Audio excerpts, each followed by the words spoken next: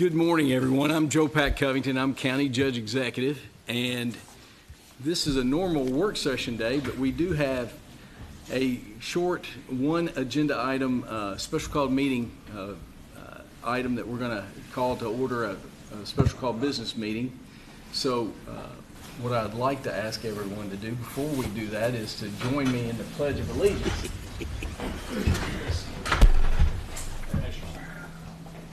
Let us pledge. I pledge allegiance to the flag of the United States of America and to the republic for which it stands, one nation, under God, indivisible, with liberty and justice for all.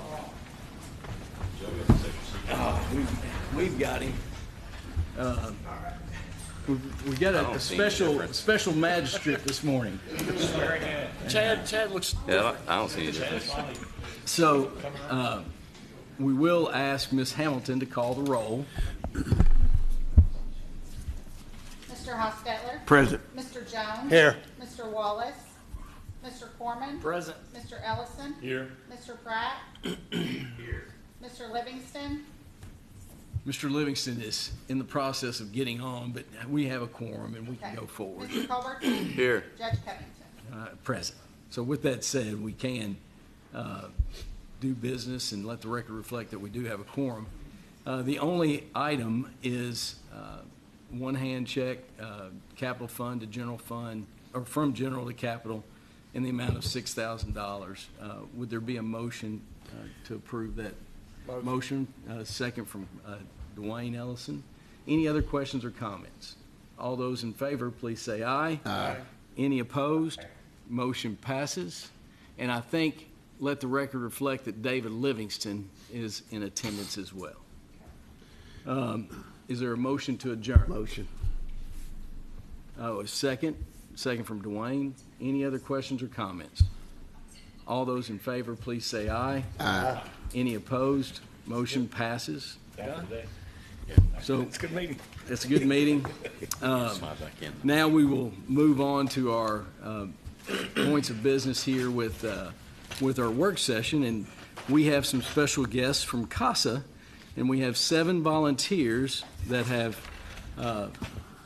contributed over 100 hours each, and just CASA works with young people that have no adult mentor that will go to court with them, family court matters, and be there and just be someone that they can depend on, and a friendly face, and someone that reassures them and supports them at very difficult times in their lives.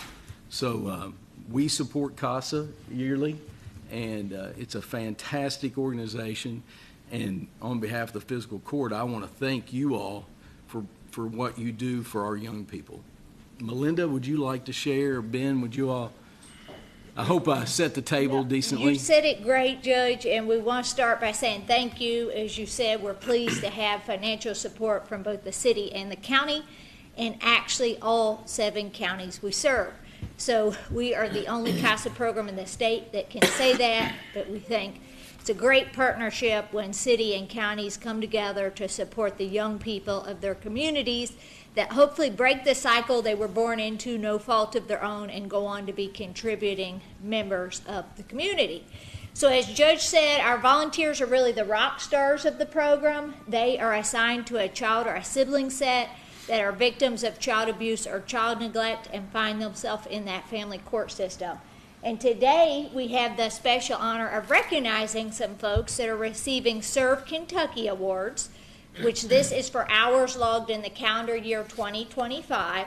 And these awards are provided through a partnership with AmeriCorps, the Office of the Governor, and the Cabinet for Health and Family Services. And they acknowledge volunteers that gave of their time to help the state of Kentucky. They are signed by the Serve Kentucky Commissioner, the Secretary of the Cabinet for Health and Family Services, and Governor Andy Beshear. CASA Lexington volunteers earn these certificates by logging at least 100 hours or more during the previous calendar year. So to give you a few numbers about Scott County in 2025, You actually had a decrease in the total number of kids coming before the court system, so that's something we're always happy to see. You had 252 new children that entered the system, but that was down from 307. So although not where we want to see it, I think you always want to celebrate even the small wins, so that's something to know. It's estimated that there are about 550 plus children with open cases, because the 252 are new children that entered the system last year, and an average case takes a little over 2 years. You had 28 volunteers here in Scott County, which is awesome, serving 68 children last year. So you were serving about 12%. We definitely want to see that percentage increase, but we've come a long way from zero just a few years ago. You have 7 that are receiving the Serve Kentucky Awards today. And combined, they logged 1,330 hours here last year, which is pretty amazing. So we do have our staff member, Roxana Del Campo is here. She is the volunteer manager, lives here in Scott County, and is our staff person working with all of these volunteers. You also have the award, I think, is this our 4th county we've been to, or 3rd? 4th. All of them are in attendance. That has not happened at any other county meeting, so take that for the win. But I will call them up and tell us how you want to do this, Judge. Should we just have them come up Just line here up to and- take a picture, yeah. and then I'll hand you your certificates when I come up. But as I call you, go ahead and head to the front. Yep. Magistrates, would you all like to make any comment, or County Attorney Cam Culbertson? You see this I in know there? we appreciate, our office appreciates all the hard work that you all do. I don't know if any of you have worked with Vinnie Morris. He's our assistant county attorney that does DNA court, but, appreciate all your work and efforts, and it is it's appreciated by the court and our office, and you do good stuff. Well, thank you for that, and I know Roxana probably sees him weekly, so. Yeah. No, thank you all so much. And Roxana, if you want to go ahead and head up, since you're the volunteer manager, you're part of this too. So, and we're going to invite up Debbie Rurik Goodwin, Pat Bennett, Cynthia Phillips. And Cynthia takes the record for the longest continuously serving CASA volunteer, and she lives here in Scott County but had been serving in Fayette before. So Cynthia holds that record, and you're going to have a second record holder here in a second. Bev Chandler, Glenda Dees, Carrie Gordy, and Jennifer Dishman, our other record holder. She's the longest serving volunteer, but she moved out of state, kept volunteering, and came back. So both are Scott Countyans.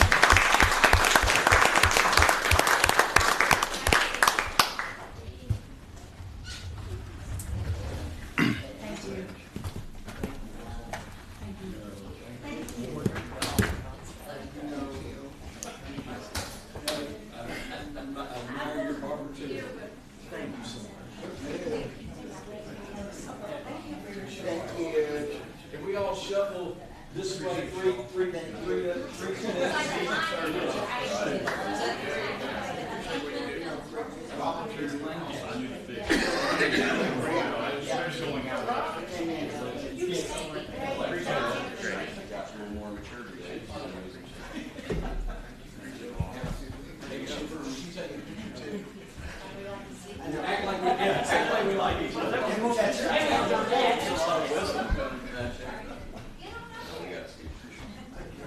Got one more volunteer. And you're our newest Scott County volunteer here, so we expect you'll have an award next year. All right, there we go. Get the mic out.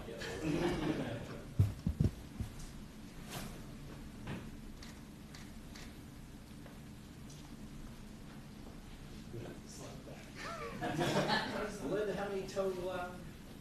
What was it, 16? 330. All right, 1, 2. Thank you. And to be fair, that's just from these 6. You had 22 others serving in Scott County. So. Everybody give him a hand.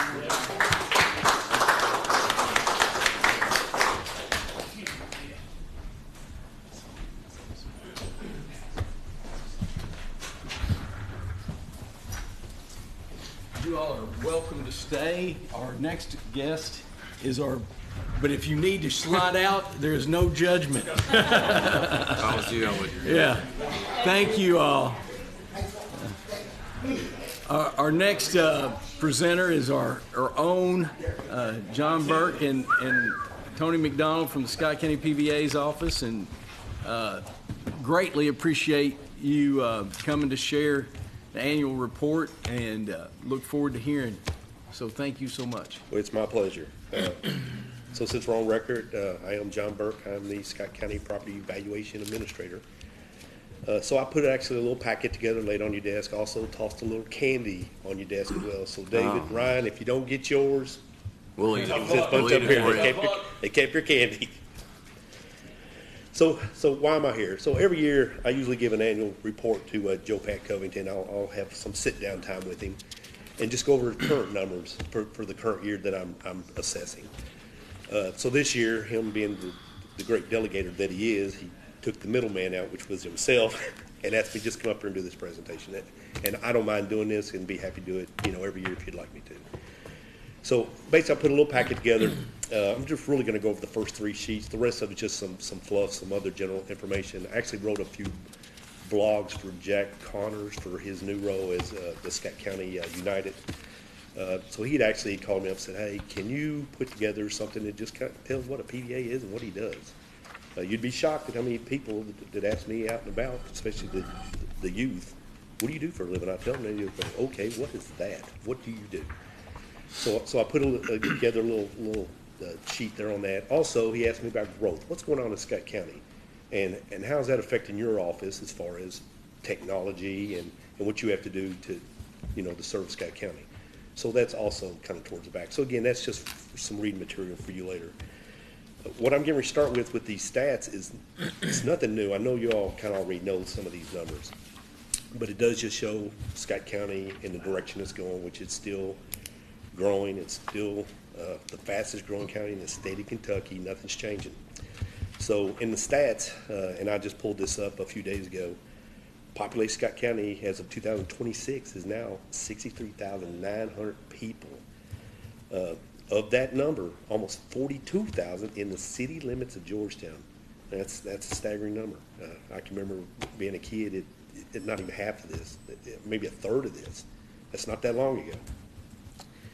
So based off of these numbers, it's saying that our growth rate annually is about 1.75% annually. And based off of that growth rate, it's projecting that we're going to hit a population of 100,000 people in 15 to 20 years. Now, I'll be honest with you, I think it's going to hit probably 15 years a little earlier. I mean, there's major projects going on right now with housing, commercial, Publix, the Commons, and as all this stuff is coming in, more people are coming in. Toyota just announced another $800 million investment for a second EV line. So growth is not stopping.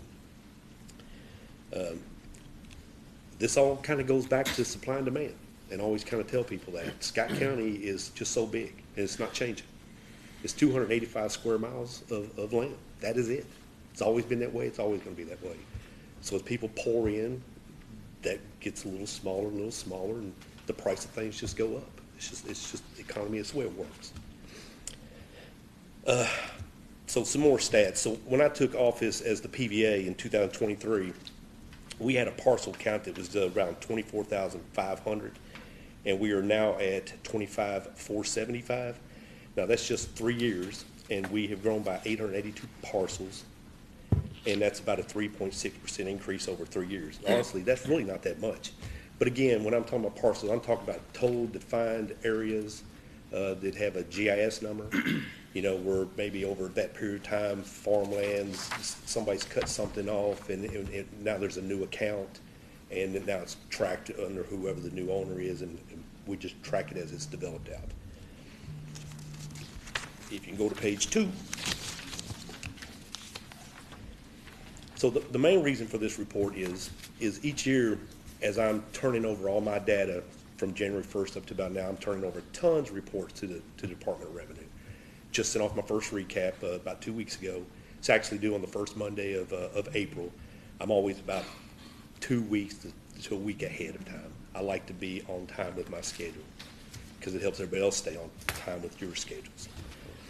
So as I've turned over all of this data, they're going to be preparing a letter that they're going to send to Joe Pat Covington, and it's an appropriation letter. It's basically going to tell him, based off of the total assessed value of all the different categories, how much the county has to give to the PVA office, which helps fund my office. It's some of my funding. I also get some funding from the cities within Scott County, Georgetown, Stamford Ground, Sadieville. And actually, there's 4 little pieces of property that just barely cross over from Corinth that I have to track, and I send them those assessments. So I get like a $12 check from them every year, something like that. So, $12. yeah. But again, there's a tier system with this, so I'll explain that to you. And then the main thing with this is that if I think that you're ever going to cross over to the next level, that you have a heads up for when you go into your budgeting, so you're not caught, shocked. I think since I've been in this office, like I said, I worked for Tim Jenkins for about 10 years before I became PVA. I think it changed twice under his administration. I think at one time, based off of the total assessed value, that the first tier he was in was somewhere around $75,000, and then it crossed to $100,000, and then at another point in time it crossed from $100,000 to $175,000 that was sent for our office. And then I think it was either last year or the year before I had started kind of prepping Joe Pat that I think we're getting ready to cross another mark, and it's going to be, you'll have to go up to $250,000. So I want to make sure you're aware of that beforehand. Now it's at $250,400 currently. That's not going to change for a long time because the next tier is 35 or better years away, I'm predicting. So always keep that in mind. And again, I'll kind of go over those KRS real quick. But again, $250,000 is the amount. It's based off of the total assessed value of all the categories. And then there's a $400 fee in there. And what that fee is for is the county and the state share or split half for a mandatory conference that I must attend in the fall. That's what the $400 is for. So real quick on the KRSs. So right now the total value assessed is almost $9.5 billion right now as of 2026. KRS 132-280 is the statute that establishes that the property value administrator, the PVA assessment, which is supervised by the state, and believe me, it is supervised by the state, as the official basis for the ad valorem tax levies for counties, school districts, and special taxing districts. Now, a little further down, here's where it talks about the physical court support. The statute is linked to the requirement for physical courts to provide funding to the PVA office for the assessment of property. So in KRS 132-590, that's where you're going to find this tier system. Now I left out all the different levels, but I went straight to the one that says right now that you're in between the mark of $7.5 billion and $30 billion, which is the amount of $250 that's going to be appropriated. So that's going to be the letter that you're going to get. Again, That's a $30 large billion. range. It's a very, it's kind of, I was looking at that, and when Tim was doing it, at those other amounts, we went from 75 to 100,000, from 100 to 175. The amounts was from 2.5 billion to 5 billion to 7.5 billion. Now it's going to go to 30 billion. There's where the challenges come in. In 35 years of no more funding to the office, and I'm limited on my staff, I can't hire any more people. At the rate that we're growing, how am I going to keep caught up? So we'll do it. We'll find ways. Technology keeps advancing, but it's going to be a daunting task. It's huge. And when that happens, that'll be a large jump. You'll go from 250,000 to 400,000 for whoever the PVA is at that time, because I'm pretty sure I probably won't even be walking God's green earth at that time, 35 years to 40 years from now. But back to the top of this, because I'm kind of jumping around. Here's what makes up that $9.5 billion. So we don't just assess real estate. We also have to track automobiles. So automobile count for this year is almost 62,000 vehicles. That's almost a vehicle per every man, woman, and child from the population I just said. That's a lot. That value for 2026, I'm projecting it's going to be around $804 million. That's up probably about 5% over last year. The boat count, 2,328, which is value of about 17.5 million. I didn't know the Elkhorn Navy was that large. It's amazing. Did y'all know that? Everything's, Elkhorn Navy. everything's citus, you know, they have to tag them and stuff here, they still haul them off wherever, but, yeah. But, that's up about 8% over last year. Oil and mineral, you're probably going, what? Actually, this is centrally assessed, and this is, probably our rock quarry. We don't have coal here, we don't have oil, we don't have any of that, but we do have the rock quarry. That is a little over, $500,000, that's up about 5%. Now, tangibles. Of course, we don't have natural gas, but does natural gas fall underneath that It category? probably does, it probably does, yeah. And again, these type of things are centrally assessed, they're actually reported to Frankfurt. Frankfurt does all the paperwork, then they send that data back down to us, and then the bills are created, so that's just a number they give our office. Then tangibles, so again, if you own a business here, citus, you have to file your tangible tax returns with us. Again, that's the reason why that's done is because Frankfurt only has I think 3 people who handle tangible tax returns. There's no way they can handle the entire state of Kentucky's tax returns. So that's why they've created the citus. You file it here. It's just a data entry. It's self-reporting. Whatever you tell us that your business did or your CPA does, we just type it in. That's always funny too when individuals come and say, "Where did you get this number? You know, I didn't make it up. You sent it to me. I'm just typing it in. That's it." But with tangibles, it's actually down. So this year, and I'm again projecting, it was only about the $774 million, and actually it's about 15% down. But the last couple of years, they pulled out some line items. One of them was line item category 50, category 70, which was like your farm machinery. They don't have to report that anymore. International trade zone, that was huge. It was a massive amount, but it was only being taxed at 1/10 of a cent. So the amount of what they were getting was minute. They decided, it's a waste of time, we don't want to do that. And another thing they changed was if your filings is less than $1,000, you don't have to file at all. So if people still send those to us, but we shred them. They don't want those anymore. So that's why we're down in this category. So again, parcel count, for 2026, when I ran this report, we were at 25,475. And of that number, 951 parcels are exempt. That's anything that could be a church, federal, county, state, local owned property, buildings, schools, the churches, as I explained. Also your homesteads for senior citizens, disability, and then your ag exemption. There's a lot of people that have property that's classified as farms and they're only paying on the ag value of the land, not the fair cash value land. That's a huge amount that's deferred off the tax roll. It's probably actually about $1.6 billion nobody's paying taxes on.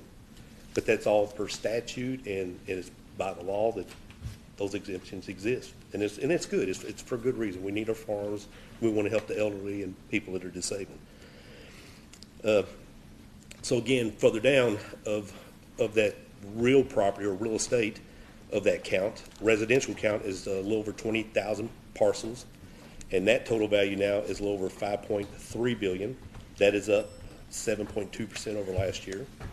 The farm taxable amount, and again, I'm talking about the taxable, not the fair cash. This is ag plus improvements. That is 3,361 parcels, and that is a little over $556 million, of 5.5% over last year. And then our commercial property, which is a little over 1,000 parcels, and that is almost $2 billion of the value, which is up about 8.7% over last year.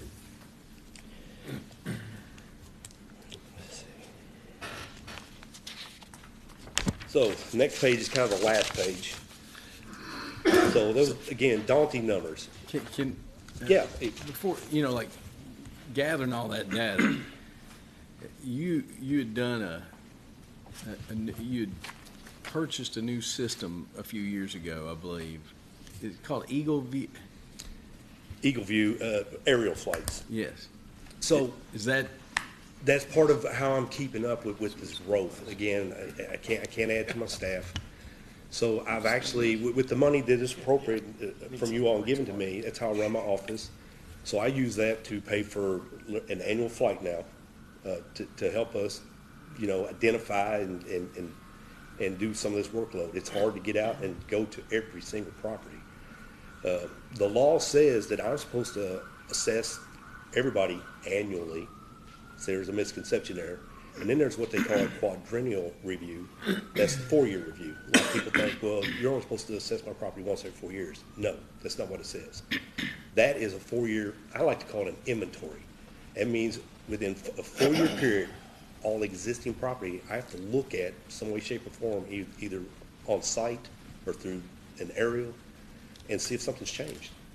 Barn burned down or blow down, did something. I mean, so we like to have our pictures current within 4 years. There's a lot of reasons for that. Real estate agents, insurance companies, there's a major disaster. I can show that there was something there, what it looked like, and what the value was. Especially even on these tax exempt properties. There's a lot of PVAs in the past, it's not taxable, I'm just not gonna worry about it. Well, what if a major tornado hit Scott County and wiped out a bunch of churches or this building, and then FEMA walked in here and said, hey, I need to see the value in the current picture, and I'd be like, uh-oh, be in trouble. So I have to stay on top of that. Matter of fact, my first year after thinking about that with all the natural disasters that were going on, I started calling around to like the schools and churches and asking them for just insurance policies. Hey, it's not gonna cost you anything, you're not gonna be taxed, but I need to get these values right. And I did that, and it was a lot. So I have to stay on course with all of that, yeah.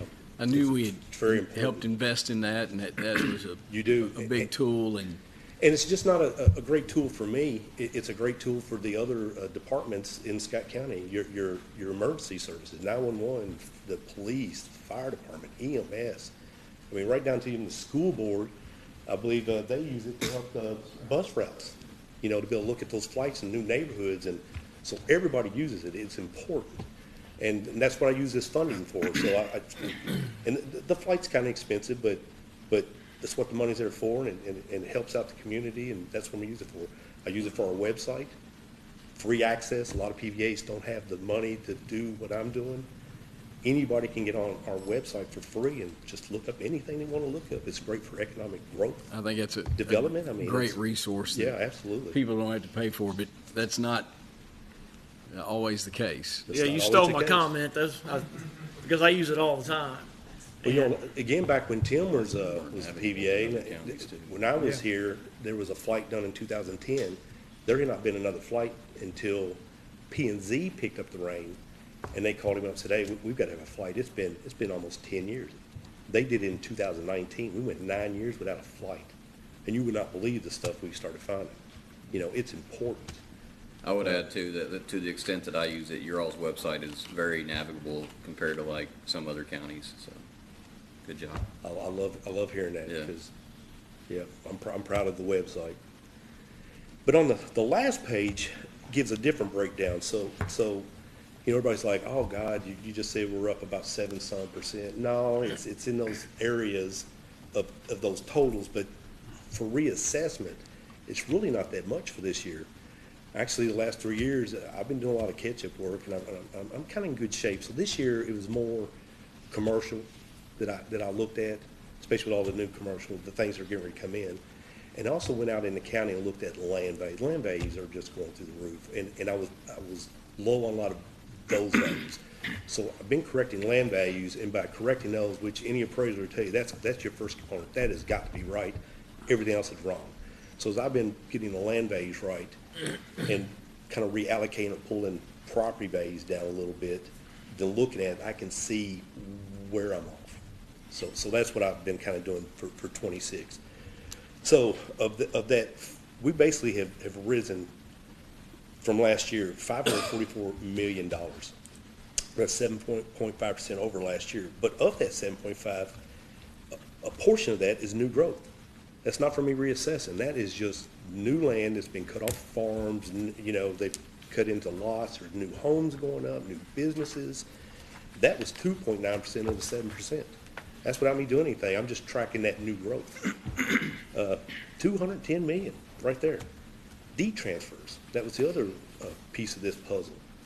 As I have property assessed, let's say I have a house assessed at $400,000 and it sells for $500,000. We just raised by $100,000 without me doing anything. That's the new market value. That's what somebody paid for it. So just last year, deed transfers, that was 2%, almost $150 million. So then when I reassessed, I only raised this year like 2.6% of that 7.5, which was about $186 million. Again, it's a massive amount of money, but keep in mind, I'm the value guy. It's just value, and then everything is per $100 assessed. And then you take this data and you set your tax rates based on that. The state, the county, the cities, and then all the other taxing districts, the library and school and, yeah. I think this is great information. I'd like to do this annually, because I think it's just good to share. And I know you said you had several other pages there, but Yeah, absolutely. You can read through it and, also, not only did I leave you the treats, but I left my business cards up there, and on the back of it is my personal cell number. I'm most sure most of you have it. But if you don't, if you need anything or you have questions about something or, just want to talk about what's going on in the market, I know one of the largest concern right now is just housing, affordable housing.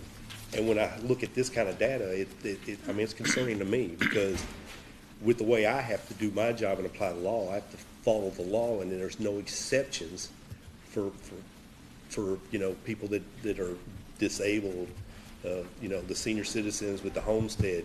I'd like to see more done for them, but I'm an administrator, I'm not the lawmaker.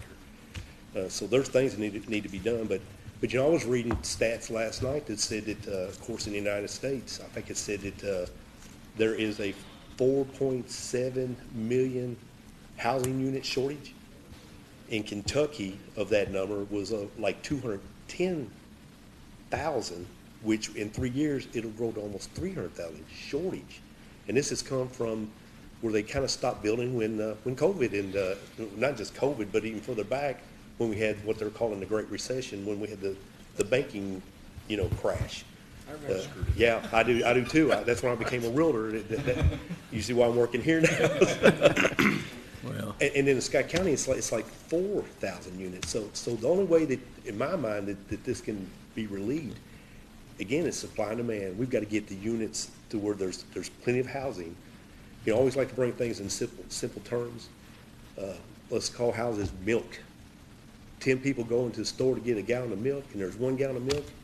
Well, that gallon of milk is going to cost a fortune, and they're going to fight over it. But if 10 people go into that store to buy 100 gallons of milk, well, now they're going to bring the price down so low, they're going to pray that they buy more than 1 gallon. That's the cure, is just got to get more units out there. what questions? Anybody have any questions? One thing I will mention, go ahead. I'd like to say I've been in John's office several times talking to him about different rates and stuff, and he's more than glad to take you in there and sit you down and talk to you and show you how the numbers work, and I always appreciate that. I do that with any individual that walks in. I'm a public servant. That's my job. I love, educating people. I still have a job to do. A lot of times I kind of end my speech like, or even begin it. You might not like what I'm getting ready to tell you, but I'm going to just lay it out. Here's the facts. I've been in the room facts. too when he talks with folks, and you do a good job with that.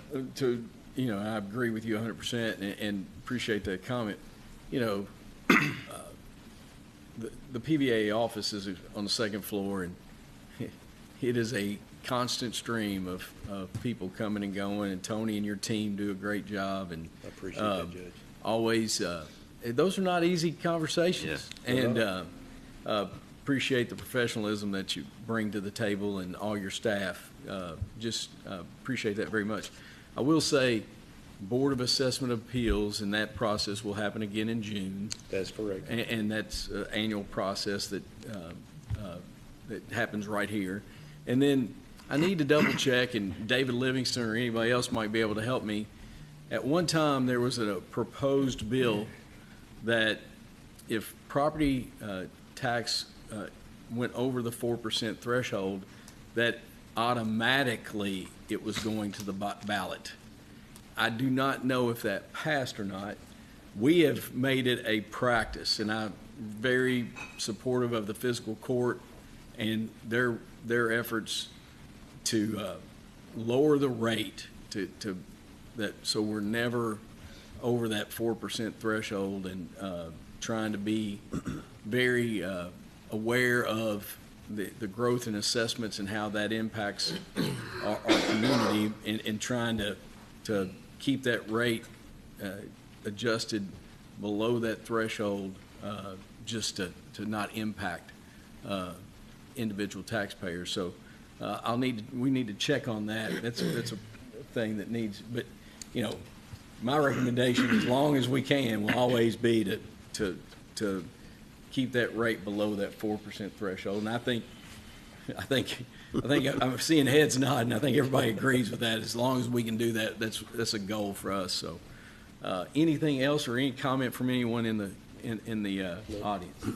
Judge, I'll just echo what's already been said. I mean, John's very accessible. His staff, they're all very accessible, and I've even had, it's been maybe 2 years ago, some friends of mine called about, and it was that they could make the same phone call, but anyhow, they asked me to talk to John, so I just went and sat down and talked to him about that piece of property, and he was able to pull up, you know, the pictures and everything, and the problem was there had been some things that happened with that property, and they were assessing it one way, but the family, so they finally got together, and that system and all that documentation, it just helps everybody in the mix do what's right, and that's what they did. So, Well, you know, that's the great thing about, I've lived here all my life. You know, I'm born here in Scott County. I've worked in this office now for about 14 years. I know a lot of history of Scott County. So even things that aren't even in the system, I know a lot of history of Scott County. So I'm able to reflect on some of that past history. well, John was talking about the expense of the aerial, and it is expensive, but I mean, most of my work is in Fayette County, and I'm around a lot of developers, and if I bring up something about property, they jump on Scott County's your page quicker than I can, and because they know it's accessible. Yeah, It's worth its weight in gold, yeah. But in other counties, they'll be talking about what they're doing in other counties. Well, you got to pay for this one, and they're always going, not Scott County, but it's good because it actually helps people generate business. You're absolutely right. And I appreciate what the judge said, so I'm glad you reminded me of that. So again, I'm pretty much through with my 2026 numbers. I've turned in all those reports to the state. Again, I've done my due diligence by reporting these numbers to you all. So at the end of this month, assessment notices will start to be mailed out to any individuals that own property that their values might have raised a little bit.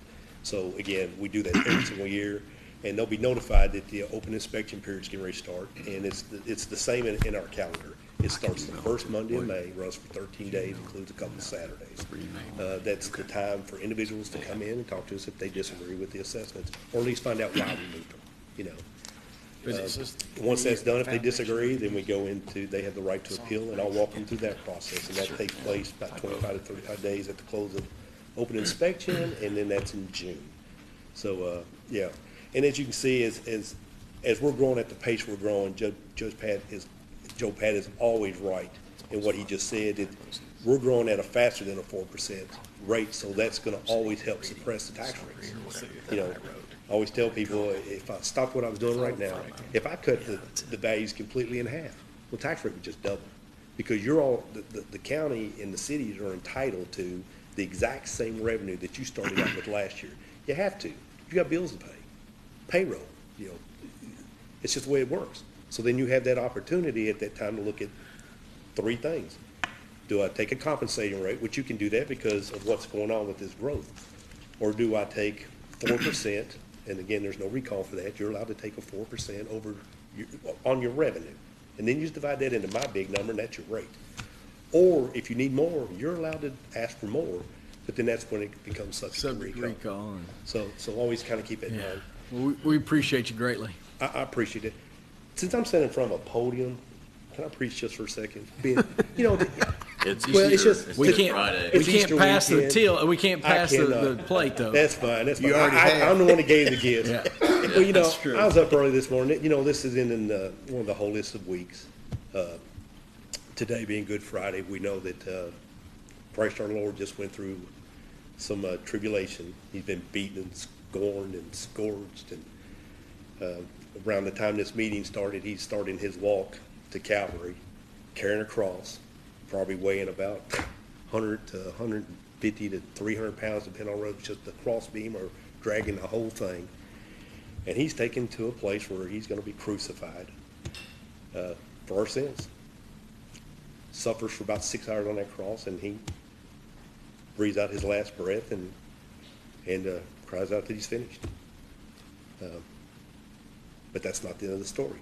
2 more days, he rises from his tomb. Probably one of the greatest miracles or mysteries of mankind for our salvation. So I just wanted to say that, and then just wish everybody just a happy, safe, blessed Easter weekend.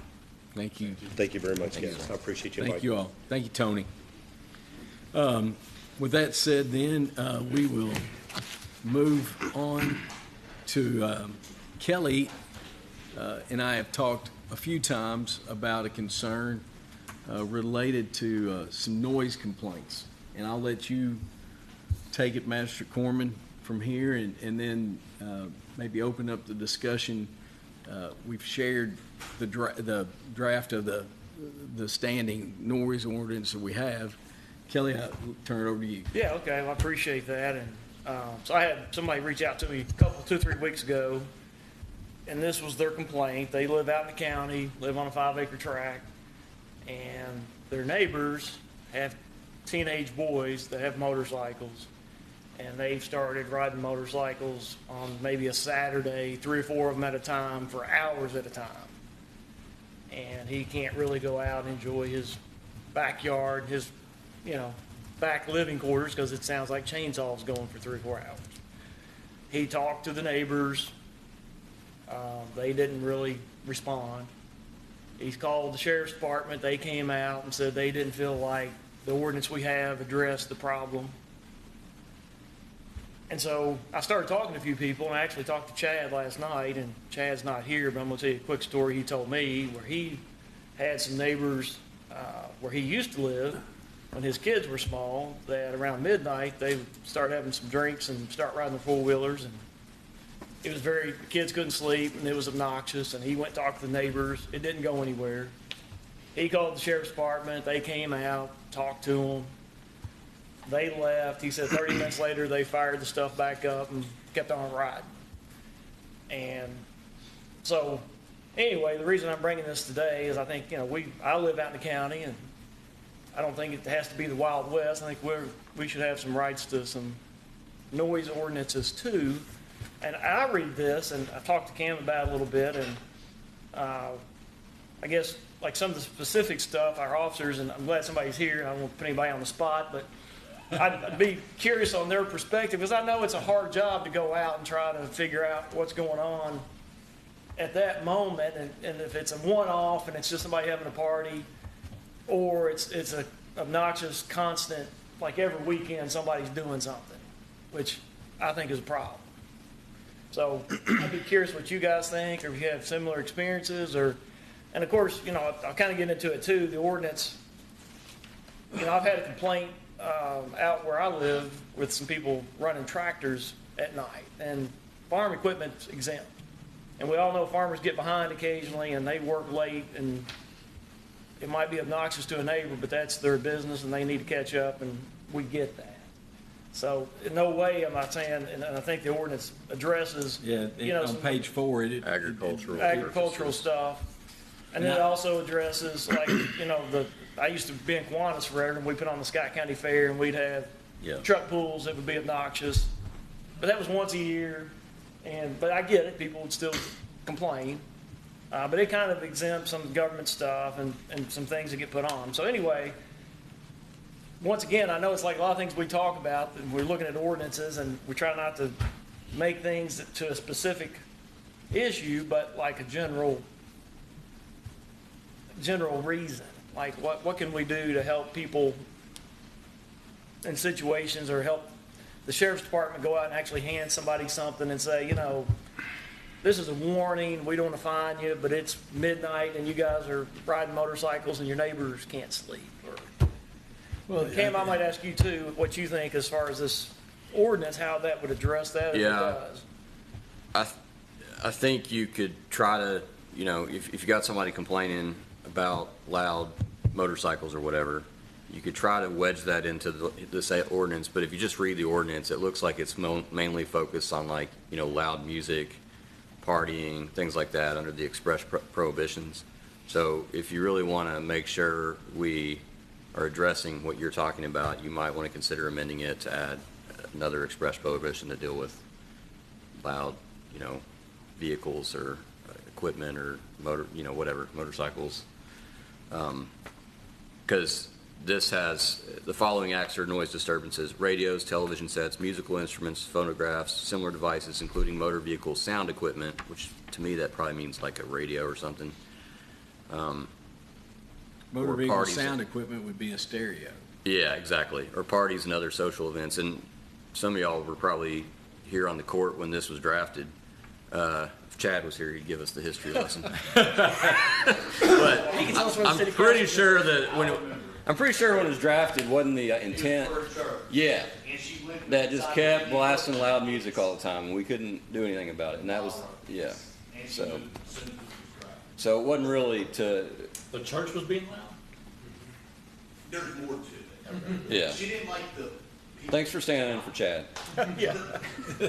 So perhaps, David was here, Chad was. no, Now, if you don't mind, I'd be curious on. I was going to suggest that we meet with the And I sheriff's might not be department. the person to speak on what you're speaking of. Well, probably you are, though, because you all respond to these. Well, but I'm also the person leave people alone, right? Yeah. We gotta let kids be kids, right? We got a lot of city folk moving to the country. They're like, well, this didn't happen in the city. Well, you're no longer in the city. People in the country have dirt bikes. They have four-wheelers.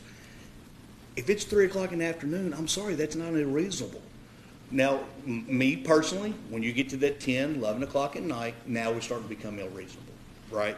We want people to come to this community. We don't want to like, oh, we can't have this in Scott County. They're going to give us a ticket. That's my opinion. Again, the ordinance is up to you all. I think and I agree with you 100%, on the occasional, do it for an hour, do it for a couple hours, but it sounds like it's happening hours and hours every Saturday, It's kind of got to be an event. and so,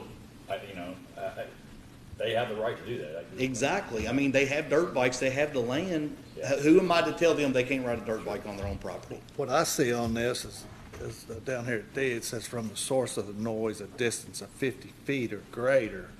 So most houses out in the county, structures, are built 50 feet off the fence line. They have to be. That's the ordinance. So this allows them to do that on their property.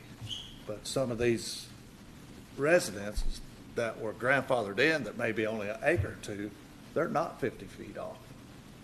So This may be the case in this one, I don't know, but is this complaint that you're dealing with, is this in like a cluster development, or is this a No, it's out on truly Long rural Lake farm? Road. Yeah, it's And how far apart are these residences, do you know?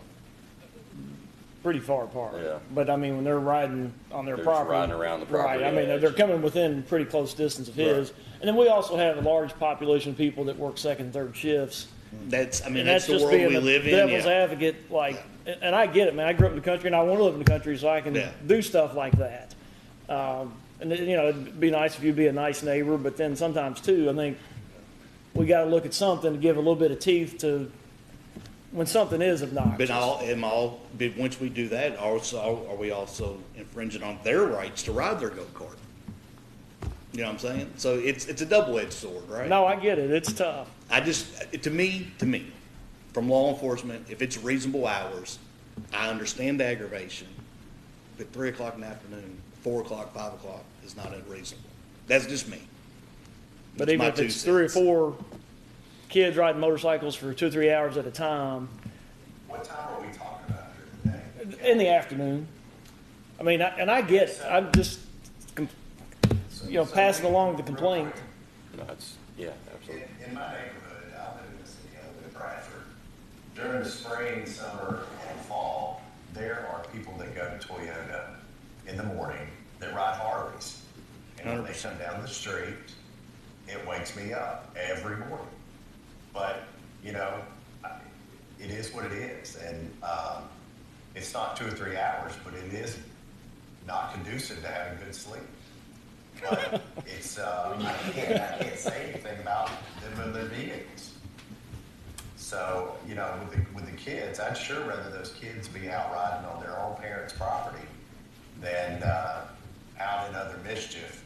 And if it's during the day, we live in a neighborhood that backs up, my lot backs up to 3 or 4 other houses, and there's music coming from other people's houses, and other people's having barbecues and stuff, but it is what it is. That's part of the life that we live, and if you're on a large parcel, and there's noise bleeding over from other places, I can't help that.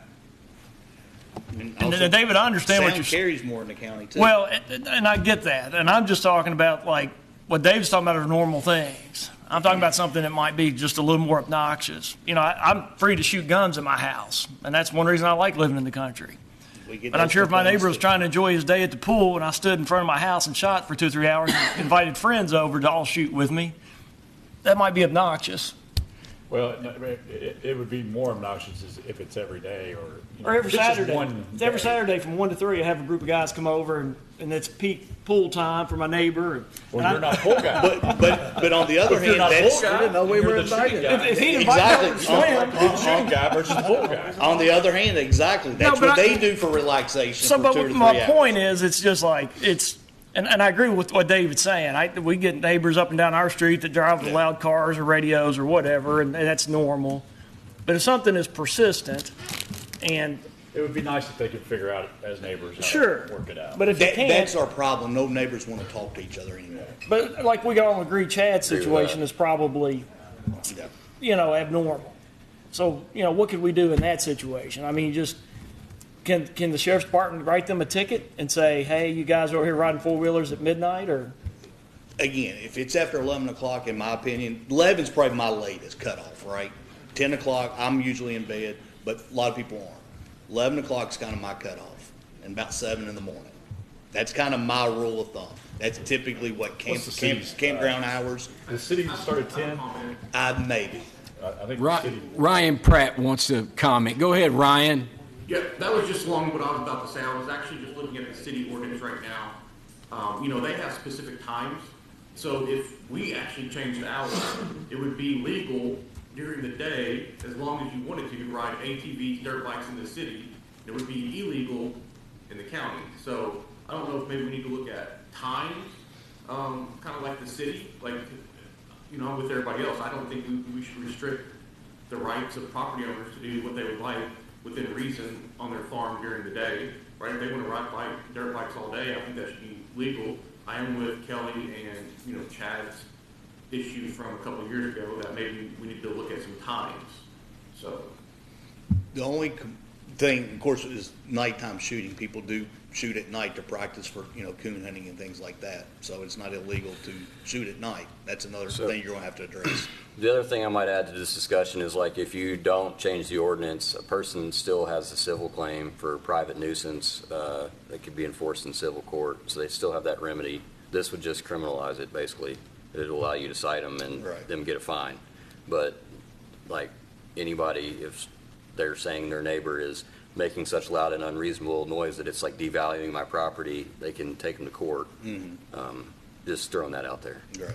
And like I said, then if you put the time on it, then you got Yeah. coon hunters. It's not illegal to hunt at night. So, and that's violating their right. So, It's a double-edged sword. it's a tough situation, and like it's one person wanting to sit out in their backyard maybe on a Saturday afternoon and listen to the birds, but they've got the next door neighbors that love to ride the bike, and it's just tough. And It is. It's I mean, it'd I be deal with nice if the two could just go over and say, hey, maybe could you do that just for an hour? Instead, they or like to maybe- call us or you. Yeah. Exactly. That neighbors don't like to talk.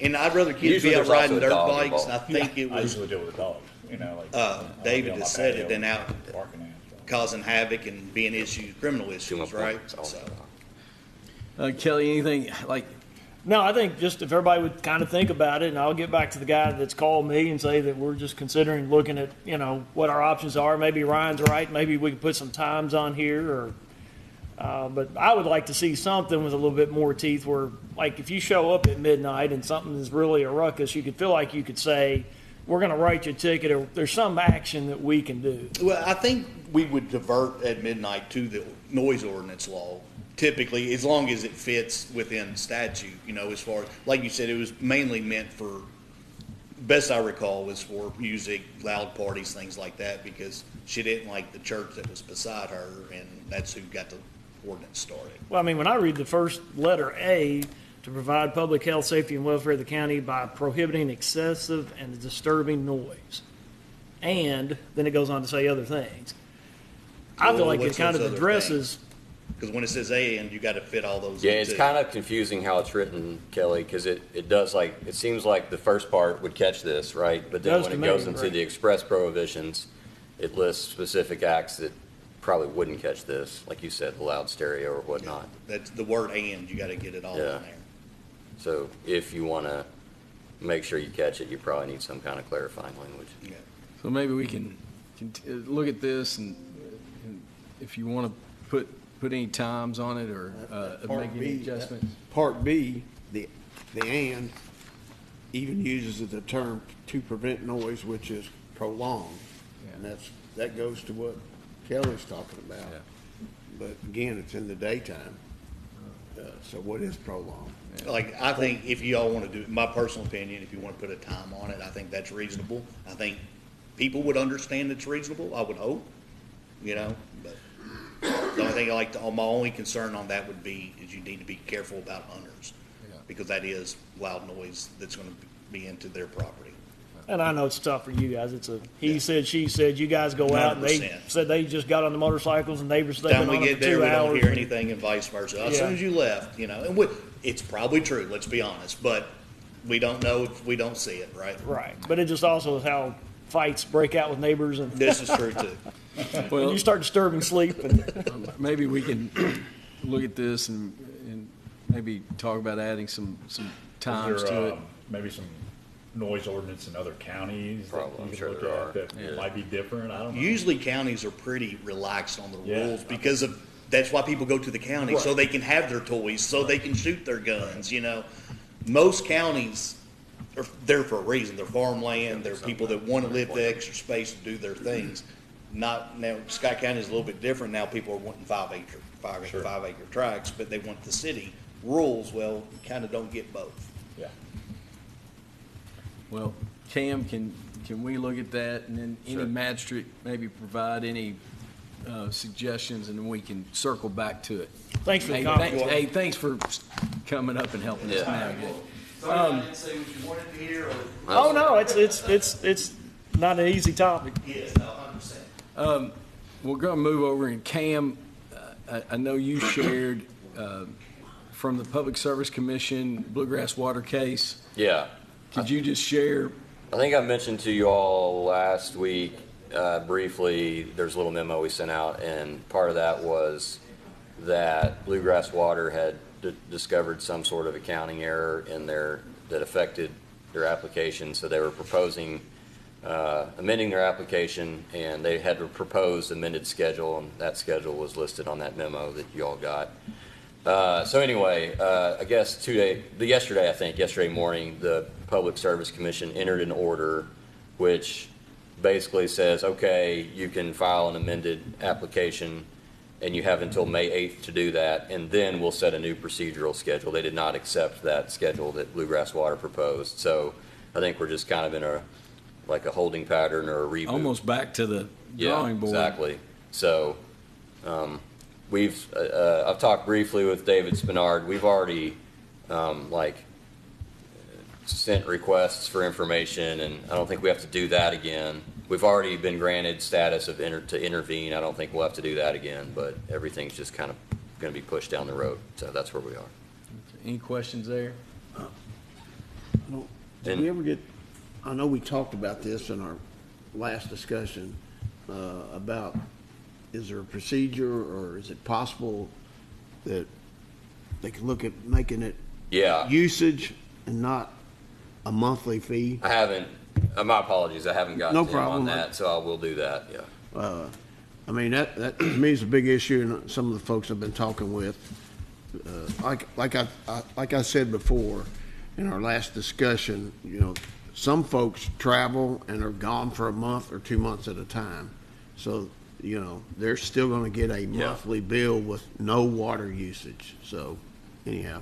The only other thing I might add that I didn't say a second ago is I think there's something in the order that if their amended application should result in them asking for even more increased rates, they have to give new notice. So hopefully it won't, but if they do, they gotta do all that stuff. I just wonder if they didn't mess up on their calculations the last time they got a raise, 'cause that was a Yeah, huge I don't raise. know. I don't think we know the nature of what it is yet until they file it, so, We'll keep an eye on it. yeah. We shared, you know, the draft changes to the drug-free workplace, and we had discussion. If there's no other changes, I'd like the feedback from you all about bringing that to you on the 13th for consideration. The one thing is, you know, do we just do it all at once on July 1, or do we want to do, you know, like 3 departments and then add everybody else January 1? If you want to do all, you know, the whole group, you know, I'd love to have feedback from you all on that topic, and then we can go from there. But it's something that we need to, you know, have some additional discussion on and be able to try to bring it to you for consideration. Questions, comments? I know Ryan had made comment that he appreciated the changes to the language in the accident, post-accident, you know, procedures.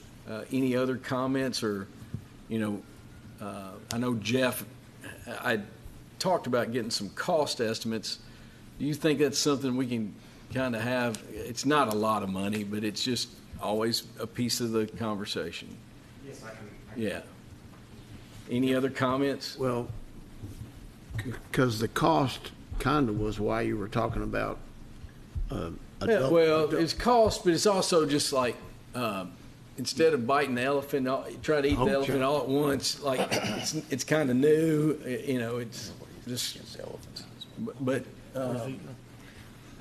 if y'all want to do it all at once, we can do it all at once July 1. I mean, that's not. It's just my experience from when I was at Scott County High School.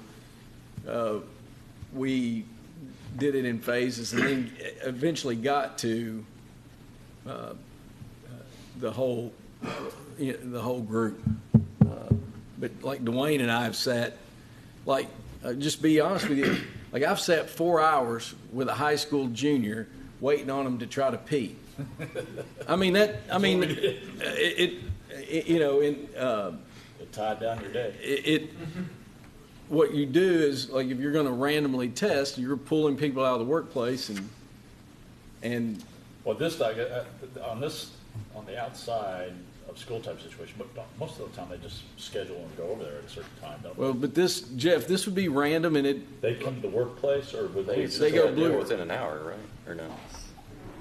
I mean, yes, the way it would work is they wouldn't be notified that they've been selected for a random test until they got to work, so. But then they would be sent to that? Then it place? would be sent to the place. Yeah. So and they're supposed to report within 1 hour of when notified. But it's a random test, right? It's random. So you could have 3 guys from the road department all at one time possibly randomly be selected one day, which kind of goes to what I think Joe Pat's saying is, like, maybe kind of just slowly start so that we don't have multiple, and I don't know how big, maybe it won't take that long, but. Well, it's going to increase workload, it's going to increase communication, it's going to, we're going to have, But we're not going to do. We won't do road, EMS, and fire all in one day. We'll do fire, EMS, and so we can control how many people get pulled. Per day, yeah. And it depends upon their work schedules too. I mean, because in the fire department, you have a shift that works Monday, a shift that works Tuesday, a shift that works Wednesday. So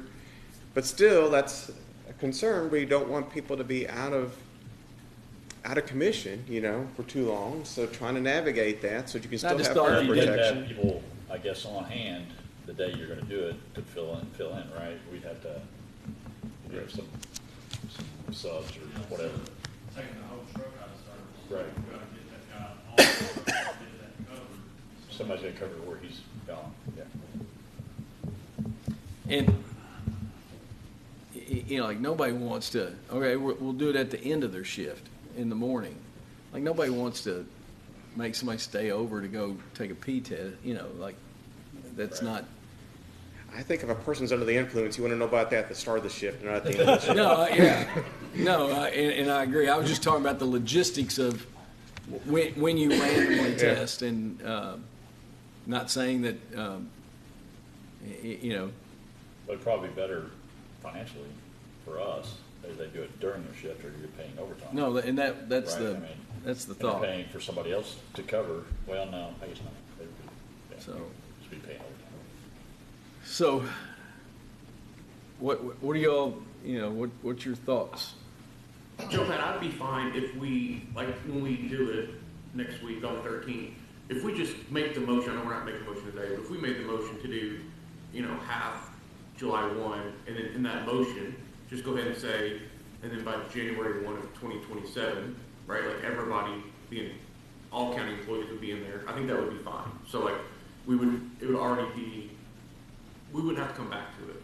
Well, if Yeah, that's well, I mean- if that's the pleasure of the court, then that's the direction we'll go. I just didn't want to wait till the 13th and have that still dangling out there. So that's the direction we'll go, and So, I definitely think I'm it. fine with that. Here, let me suggest something. Yeah. I mean, in the road department, all the CDL drivers have been doing this for years. So that's a group that's already going through testing. The sheriff's office has decided to do this. They started back in July of 2025, so that's a group. I would propose that we add on the fire department and EMS on July 1st of this year, and then all other groups on January 1st of 2027.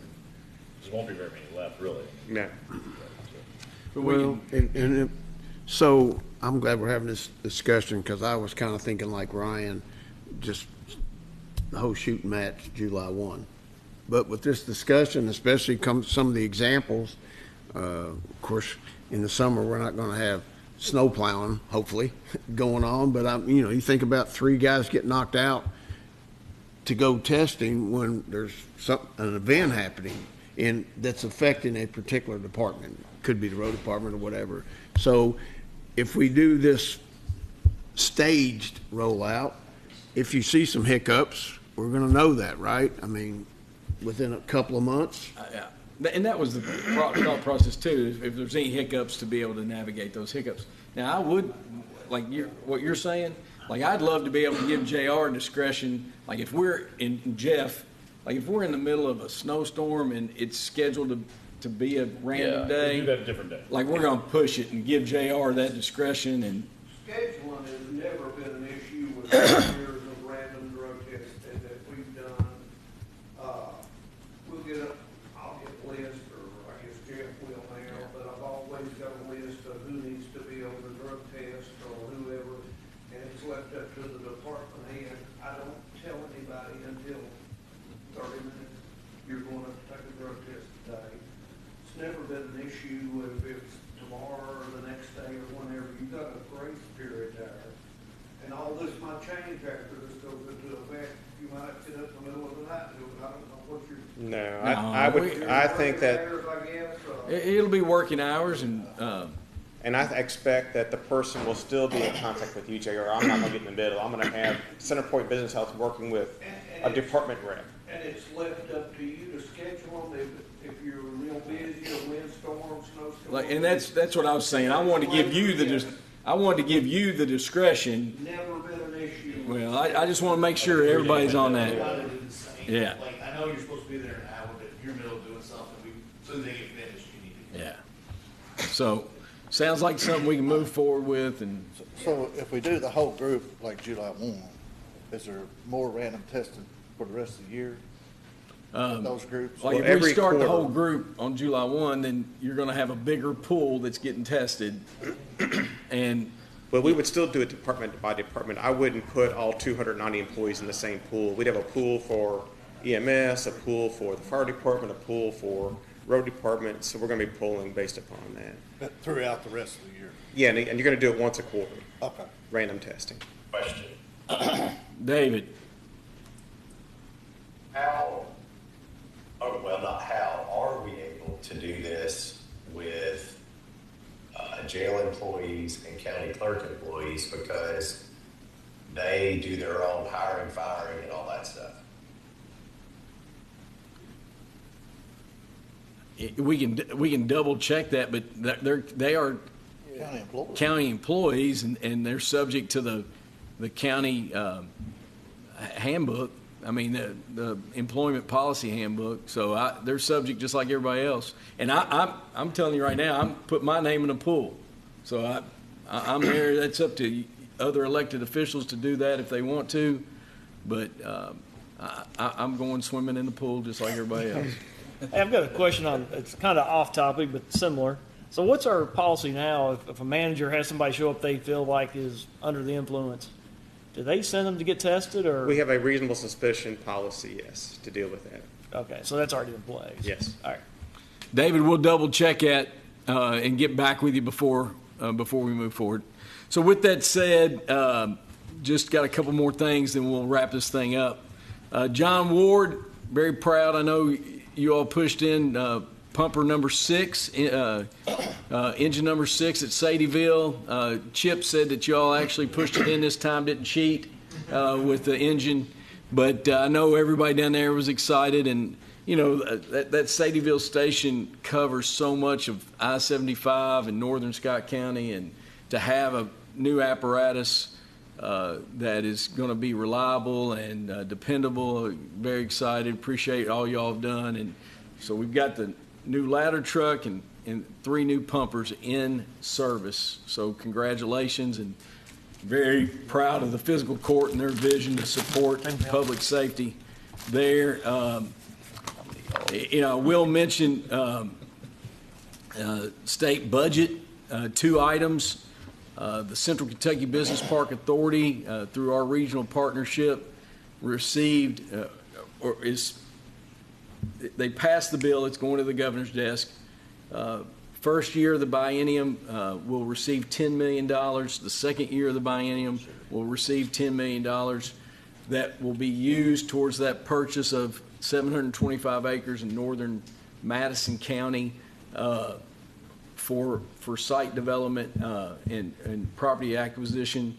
You know, the whole goal is to bring jobs to the region, and you know, if there's 3,000 jobs, we're going to get 33% of the revenue.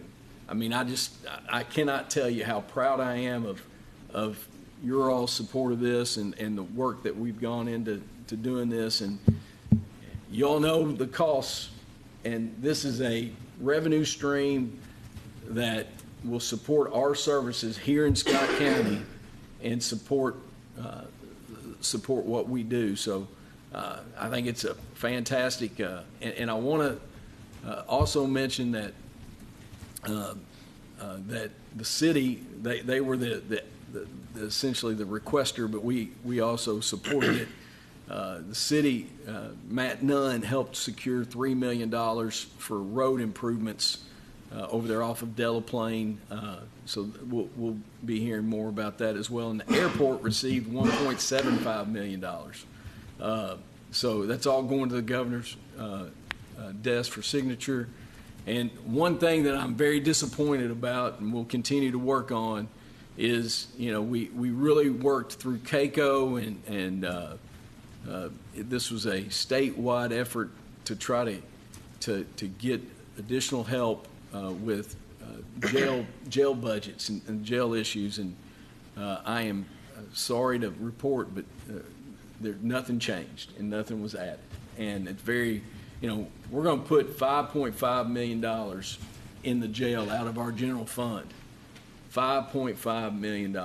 And not one person in our jail today violated a Scott County ordinance. They're all there because of they violated something, or they've been charged, better say that, with a crime against the Commonwealth. So the big thing that I was hoping for was monies to support for credit for time served, somebody's down there waiting to be on trial for 6 months, we're paying for it, and we don't get a dime. It's the county, it's by the Constitution, the county's responsibility, but it is not, in my mind, the appropriate thing. And Even if we got those monies, it made a huge difference. oh, that would be Whether no. we got the increase or not, those monies. If would we make a got, big difference. if they just said, here, we're going to pay you for half, Yes. I would have been dancing. I mean, that would have been a big deal. But it's something that leadership from CAECO has already communicated that, we're not going to just stop. We're not going to take our ball and go home. We're going to continue to work, because it's not just Scott County, it's all counties that are, even counties that have closed jails. They still have to pay somebody. So I will continue to update you on that. JR, you've sent pictures out there. Mount Horeb is moving along, and they've got one side of the abutment poured. They're working on the other side, waiting for the asphalt plant to come open for North Race Ford. Any comments from any magistrate or any public comment? Just were you going to bring up the generator? Oh, thank you. We have money in the budget. That's one item at the sheriff's office that we need to add this backup generator. And we have the money in the budget. It did not get done in the construction process, but we have money in the budget. I'm going to bring to you on the 13th to put an advertisement for bid for the installation. We can purchase the actual generator through Sourcewell, through the cooperative purchasing agreement, and then we can do a bid for the installation. So on the 13th, I'll ask you to approve that, or consider approving that. I think it's important to have that. When you do that through Sourcewell, that also saves the taxes, right? And that's why I think we should do it that way. Sure. So, and that'll be the associated We've got some equipment. preliminary pricing. It's probably around, I don't know, I'm probably looking at 200,000-ish, 190, 200,000 for the generator and switch. I don't know all the electrical stuff, but then the install. but you two do. Yeah. But that estimate's even the install? No, that's not the install. That was just the purchase of the equipment. I was gonna say, it sounded like more like the generator. Yeah, it's just the equipment. Yeah. And it might not be all the equipment. It might be just that initial big chunk that you can get from Sourcewell, and then whatever other equipment and materials you need to make it happen. Yeah. But we'll thanks for bringing that up, and we'll put that on there. The other thing was, on probably, I don't know if it'd be the 13th or not, but BCI is probably going to be bringing a cost to do a survey, a topo survey of the park area, so that we can look at that ball fields and get that pricing tight. So Dwayne and I have met with BCI and together and separately, and then we've also met with another vendor that's on a Sourcewell contract, trying to get budget estimates for fields, and to get our best, we have to have that topo data. Survey's got to be done no matter what we do, or who does it. So if we have that topo data, we can really know more about how much ground we got to move and how much earth we got to we have to do, and then we can get them to sharpen their pencils on the final bid or whatever estimate. So we'll be back with that. Thank you, Dwayne. Anything else? Anybody else? Have a great Easter, and really hope your family's blessed with time together and be safe. Easter. Hey, nice work on this.